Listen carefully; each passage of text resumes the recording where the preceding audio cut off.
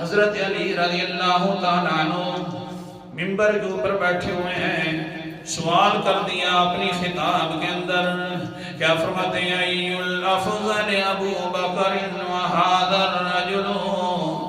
اللہ اکبر کبیرہ۔ سورت کا نام سورت مومن ہے، 24واں پارہ ہے، قرآن مقدس کا انداز ہے۔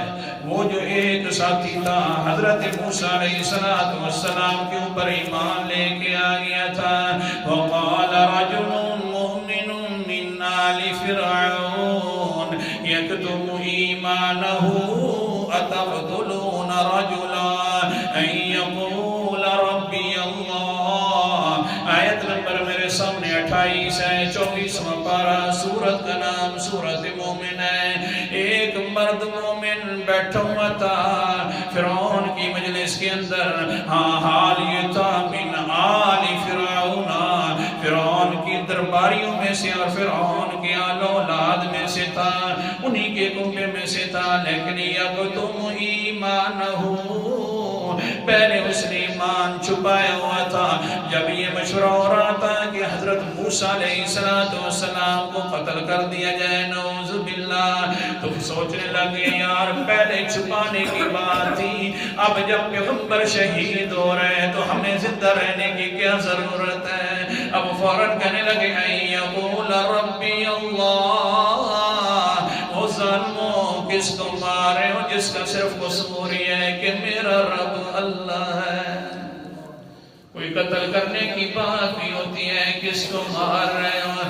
اللہ اکبر کبیرہ۔ اب ایمان زہر کر رہے ہیں۔ حضرت علی رضی اللہ تعالیٰ عنہ پوچھتے ہیں اپنے جن کو مخاطب کیا جا رہا تھا ان سے، یہ بتلاؤ یہ بندہ زیادہ افضل ہے یا حضرت ابو بکر صدیق زیادہ افضل ہے؟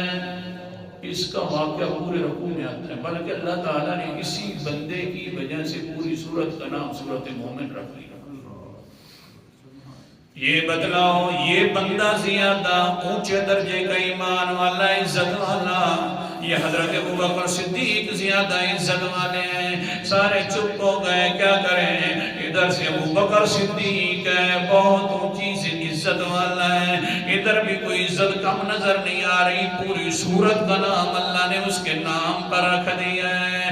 خاموشی طاری ہو گئی، کہنے لگے جی اللہ اعلم ورسولہ، ہمیں اس کے بارے میں کوئی پتہ نہیں، اللہ جانتا ہے یا اللہ نے بتلایا ہوگا اپنے رسول پیغمبر کو، ہمیں علم نہیں ہے۔ حضرت ابو بکر حضرت علی رضی اللہ تعالیٰ عنہ فرماتے ہیں وہ لوگوں ان مومنین سے ساری دھرتی بھر جائے اس طرح کے مومنین سے تو حضرت ابو بکر کا شان کا مقابلہ نہیں کر سکتے، کیونکہ یہ تو اپنا ایمان چھپائے ہوئے تھا، لیکن ابو بکر صدیق کی شان کیا ہے کہ لا یکتم ابو بکر ابدا، کہ ابو بکر نے کبھی بھی اپنا ایمان